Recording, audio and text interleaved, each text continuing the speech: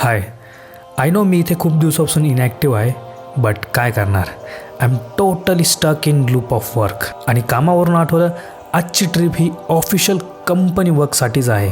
So now I am going to Karnataka.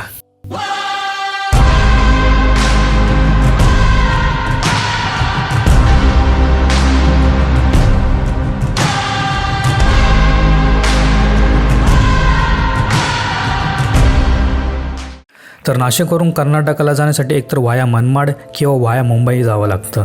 मनमाडवरून तर मला ticket भेटलं नाही आणि मुंबईवरून तर वेटिंगवर तिकीट दाखवत होतं. पण मी मुंबईला गेलो या आशेत की वेळेत तिकीट कन्फर्म होईल. तर जसं तसं घाई गडबडीत मी मुंबईला येऊन पोचलो आणि मुंबईला येऊन पोचल्यावर मला समजलं की तिकीट कन्फर्म झालं नाही आहे. तर मित्रांनो, सकाळी 11 वाजेपासून नाशिकवरून निघालो होतो. 4 वाजता TSTला येऊन पोचलो. बट प्रॉब्लेम असा झाला आहे की मला ज्या कर्नाटकच्या गाडीने जायचं होतं, रिझर्वेशन केलं होतं, ते कन्फर्म झालेलं नाही आहे. सो असं वाटतं मला की आता रिटर्न मला घरी जावं लागेल आणि मंडेची ट्रेन बुक करावं लागणार आहे, कारण की संडेला उद्या पण ट्रेन नाही आहे. तर हा एक मोठा मेजर इश्यू झालेला आता. ना इलाजाने मला परत नाशिकला यावं लागलं. फालतूमध्ये 1 दिवस वेस्ट झाला यार. आता अशी चूक परत होऊ नये म्हणून मी तात्काळमध्ये नेक्स्ट डे मनमाडवरून तिकीट बुक केलं अँड लकीली ते तिकीट कन्फर्म पण झालं. आता नेक्स्ट डे माझी ट्रेन ही संध्याकाळी 7 वाजता होती. सो मी वेळेत मनमाड स्टेशनला येऊन पोहोचलो. पुढे बराच वेळ वेट केल्यानंतर आपली ट्रेन ही आली आणि आपली सफर ही रात्रीची असणार आहे, त्यामुळे पूर्ण वेळ आपला हात झोपेतच जाणार होता.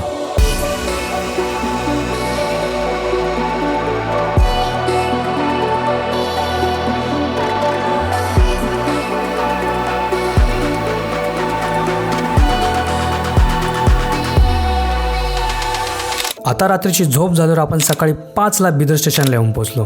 इथे पोचल्यावर समजलं की आपल्या हॉटेलला जायला सकाळी 7पर्यंत ना रिक्षा भेटणार होती ना बस. त्यामुळे पुढचे 2 तास मला स्टेशनवरच टाईमपास करावा लागला. पुढे मी रिक्षा पकडली, हॉटेलला गेलो, फ्रेश झालो आणि लगेच या कंपनीत जाऊन पोचलो. कंपनी तर फार इंटरेस्टिंग होती. इथे गुटख्याचे लेबल प्रिंट करायचे काम चालतात. असो, मला काय करायचं आहे, मी माझं बायोमास बर्नर इन्स्टॉल केलं, त्याची प्रॉपर ट्रायल घेतली अँड पुढे जाऊन कस्टमरला हँडओव्हर केलं. त्यानंतर मी परत रिक्षा पकडून हॉटेलला आलो. सो फायनली आजच्या दिवसाचं पूर्ण काम हे कंप्लीट झालेलं आहे. आज सकाळपासून ट्रॅव्हलिंगमुळे आणि कामामुळे जबरदस्त थकून गेलेलो आहे. थोडासा आराम करायला भेटला वेळ, बट तरी पण अजून पण थकवा जाणवतो आहे. आणि दुसरं म्हणजे आता तुम्ही बघू शकता हे कॉरिडॉर आहे आणि रूम माझ्या बॅकसाईडला आहे. तर हा व्हिडिओ मी रूममध्ये बसून का बनवत नाही, कारण की माझ्यासोबत रूममध्ये एक कंपनीचा एम्प्लॉई पण आहे, त्यामुळे मी रूममध्ये बसून हा व्हिडिओ बनवत नाही आहे. अँड प्लॅनिंग तर होती की व्हिडिओ नाही बनवायचा, व्लॉग नाही बनवायचा, बट असं फर्स्ट टाईम होतं आहे की मी कामावरती व्लॉग बनवतो आहे कामावर असताना. तर याच्या आधी मी असं कधी केलं नाही. तो हा पण टाईम थोडा युटिलाइज करायचा मी प्रयत्न करतो आहे. बाकी बस एवढं सांगायचं होतं. आजचा दिवस संपलेला आहे. बाकी उद्या बघूया अजून लोकलमध्ये काय काय एक्सप्लोअर करता येईल ते बघूया. तर आजसाठी बस एवढंच. Tata good bye. Next day काही डॉक्युमेंटेशन बाकी होते म्हणून मला कंपनीत जावं लागलं. ते काम करून मी परत हॉटेलवर आलो. आता माझ्याजवळ भरपूर फ्री टाईम होता आणि तो टाईम युटिलाइज करायचा म्हणून मी जवळपास नवीन काही गोष्टी एक्सप्लोअर करण्यासाठी बाहेर निघालो. सो मित्रांनो, आता आपलं सगळं काम फायनल आवरून झालेलं आहे. कंपनीला हँडओव्हर पण केलं अँड आता तिकीट आहे आपलं परतीचं उद्या. बट आजचा अर्धा दिवस आणि उद्याचा अर्धा दिवस आपल्याकडं आहे इथल्या लोकल गोष्टी एक्सप्लोअर करण्यासाठी. तर आत्ता मी आलो आहे, कुठे आलो आहे मला पण ॲक्च्युली आयडिया नाही आहे. पुढे मी येऊन पोचलो कसीम बरीद अली शाहची कबरला. कबरीचा पूर्ण एरिया जवळजवळ 10 ते 12 एकरमध्ये पसरलेला होता आणि इथले बांधकाम किती पण भारी असले तरी शेवटी ते जिथे बघू तिथे फक्त कबरच कबर दिसत होते. अँड पर्सनली मी कबर बघण्यात तर काही इंटरेस्टेड नव्हतो. सो इथून मी लवकरात लवकर निघालो. तिथून पुढे जवळच बरीच शाही गार्डन होतं, तिथे गेलो मी. इथे एंट्रीसाठी माझ्याकडून 10 रुपये घेतले. गार्डन एक्सप्लोअर करता करता नवीन नवीन गोष्टी बघायला भेटला की ज्याची मला काहीच इन्फॉर्मेशन नव्हती. असो, मग काय, बरेच फोटो काढले मी आणि एक क्युरियोसिटी म्हणून मी या दिसणाऱ्या घुम्मटामध्ये काय आहे ते बघण्यासाठी गेलो. तर तिथे पण मला कबरच दिसली. सो मग तिथे जास्त वेळ टाईमपास न करता मी हॉटेलवर आलो, जेवण केलं अँड येस, असाच होता माझा ओव्हरऑल सेकंड डे.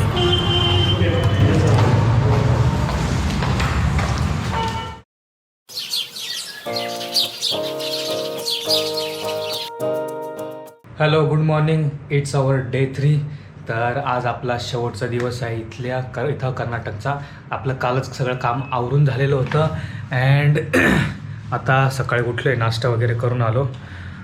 ॲक्च्युली तुम्हाला मी या 3 दिवसामध्ये मी कुठं स्टे केला होता त्याच्याबद्दल एवढी डिटेल माहिती सांगितली नव्हती. तुम्हाला रूम टूर पण दाखवलं नव्हता, तर रूम टूर तुम्हाला दाखवतो मी. हा आपला बेडरूम, आपला बेड आहे. इथे कपडे वगैरे ठेवण्यासाठी कपाट दिलेलं एक छोटंसं. इथे मी माझी बॅग्स आणि ठेवलेलं आहे. आणि इकडं मस्त एक व्ह्यू आहे, बाल्कनी व्ह्यू छान आहे. इकडं मिरर दिला आहे मोठा मस्तपैकी. सिंगल एक टी व्ही पण आहे. टी व्ही तर मी जास्त कधी बघत नाही, घरी पण नाही बघत, बट ठीक आहे. ए सी होता पण ए सीची गरज नाही इथेही, थंडीचे दिवस आहे. इकडं आहे वॉशरूम पण दाखवायची गरज नाही, बट ठीक आहे. ओव्हरऑल असा माझा स्टे इथे होतो. मी 3 दिवस स्टे केलेला. तर ओव्हरऑल एक्सपिरियन्स ठीकठाक होता. खूप लक्झरियस पण नव्हता आणि खूप खराब पण नव्हता. आणि आजची प्लॅनिंग तुम्हाला सांगायची राहिली. पुढे मी काही प्लेसेस सर्च केले आणि त्यातलं सर्वात जवळचं प्लेस हे होतं बिदर फोर्ट. मग काय, पुढे रिक्षा पकडली आणि नेक्स्ट स्टॉपवर जाऊन पोहोचलो. पुढे थोडं पायी पण चालावं लागलं, बट तेवढं ठीक आहे. या किल्ल्याचं एक वैशिष्ट्य सांगायचं झालं तर हा किल्ला बिदर सिटीच्या एकदम सेंटर पॉईंटला आहे. तसंच किल्ल्याच्या प्रवेशद्वाराबद्दल सांगायचं झालं तर एकदम भव्य आणि मोठं. प्रवेशद्वारापासून काही पायऱ्या आहे आणि त्यात चढून मी थोडंसं वर गेलो आणि तिथून दिसणारा जो व्ह्यू होता भाईसाब एकदम जबरदस्त. पुढे मला या किल्ल्याची एक युनिक गोष्ट बघायला भेटली आणि ती म्हणजे किल्ल्यामध्ये डांबरी रस्ते बनवले आहे आणि इथे लोक सरळ 2 व्हीलर आणि 4 व्हीलर घेऊन येतात. असो, आपल्याकडे टाईम कमी होता म्हणून मी माझं किल्ला एक्सप्लोर करत पुढे निघालो. या किल्ल्याबद्दल मला एवढी इन्फॉर्मेशन नाही आहे, बस एवढंच माहिती आहे की बहामनी सुलतान अहमद शाह याने 1426 साली हा किल्ला बांधला होता. आणि ही इन्फॉर्मेशन किल्ल्याच्या या बोर्डवर लिहिलेली आहे आणि तीच मी तुम्हाला वाचून सांगतो. पहिला तसं पाहायला गेलं तर जबरदस्त खूप मोठा किल्ला आहे. मोठा म्हणजे विस्तृत पसरलेला. सो किल्ल्याच्या वरच्या तटबंदीजवळ जायचं होतं, बट इथे कुलूप लावलेलं आहे. सो इथे तर जाता येणार नाही आपल्याला, बट खाली जाऊया आपण. खाली काय बघता येईल आपल्याला.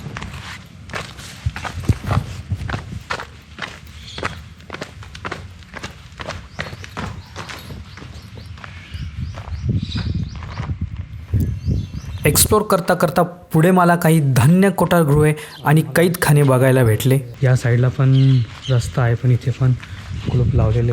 बट या साईडने आपण बघू शकतो की काय आहे. ओके,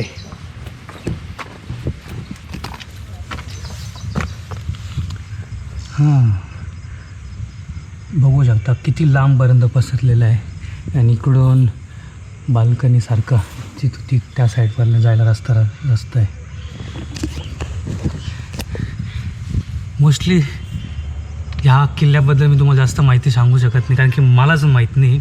त्यानंतर किल्ल्याचा दुसरा प्रवेशद्वार म्हणजेच घुम्मत दरवाजा होता.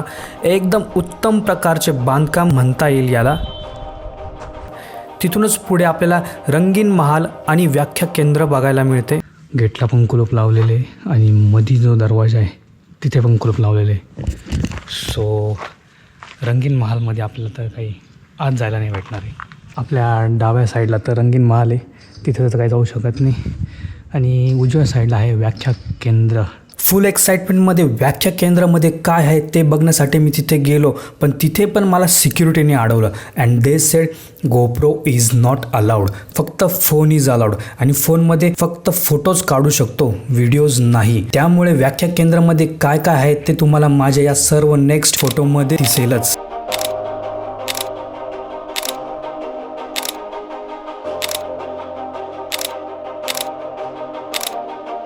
एवढं सगळं बघून झाल्यावर मी व्याख्या केंद्रातून बाहेर निघालो अँड जाऊन पोचलो ते.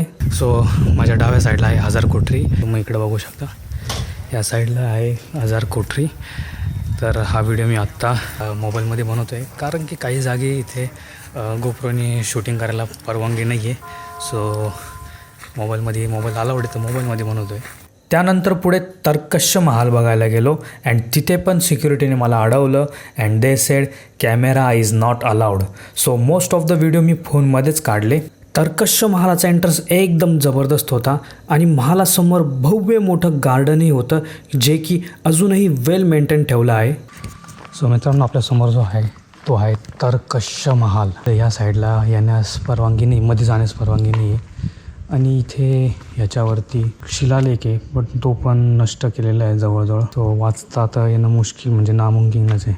आता एवढं सगळं फिरून झाल्यावरती मला फार तहान लागली होती. सो मी एक 5 मिनटाचा ब्रेक घेतला अँड देन मला एक गोष्ट समजत नाही, यांनी फोटो काढण्यासाठी परमिशन दिली बहुतेक जागी आणि व्हिडिओ काढण्यासाठी परमिशन नाही म्हणत आहे. याचं काय लॉजिक आहे काही समजलं नाही मला अजूनपर्यंत. आता किल्ल्याच्या बॅक साईडला चाललो आहे. या साईडला आहे माझ्या उजव्या हाताला ओल्ड फोर्ट बोमगोंडेश्वर झील. या साईडला ऑलमोस्ट चालत जायचं ठरलं तर 3-1 किलोमीटर मला चालत जावं लागेल. आणि त्याच्या दुसऱ्या डाव्या बाजूला आहे गगन महाल, पण तिथे पण गेट लावलेलं आहे. मला असं वाटतं तिकडं कुलूपच असणार. बोमगोंडेश्वर जावं असं वाटतंय मला, बट 3 किलोमीटर चालायचं आहे, ते पण उन्हात आणत. चायला जावा की नाही, ठीक आहे जाऊन येऊ, जेवढं जाता येईल तेवढं जाऊ. बघायला भेटलं तर चांगली गोष्ट, नाहीतर रिकामी पायपीट होणार आहे आज. तर पुढे उन्हातानात मी बोमगोंडेश्वर झीलकडे जायला निघालो. नशीब यावेळी मी उन्हापासून वाचण्यासाठी कॅप सोबत ठेवली होती. झीलवर मी या आशेने जात होतो की तिथे वॉटर स्पोर्ट किंवा बोटिंग असणार, पण मला काय माहित होतं की आज माझ्या अपेक्षांचा भंग होणार आहे. बोमगोंडेश्वर तलाव बघून झालेला आहे, तर तलावाच्या इथे जास्त वेळ मी काय थांबणार नाही, कारण की अननोन पाण्याच्या ठिकाणी मला जास्त वेळ थांबणं बरोबर वाटत नाही, कारण की आपलं पोहता येत नाही. तुम्हाला तर चांगलंच माहिती आहे.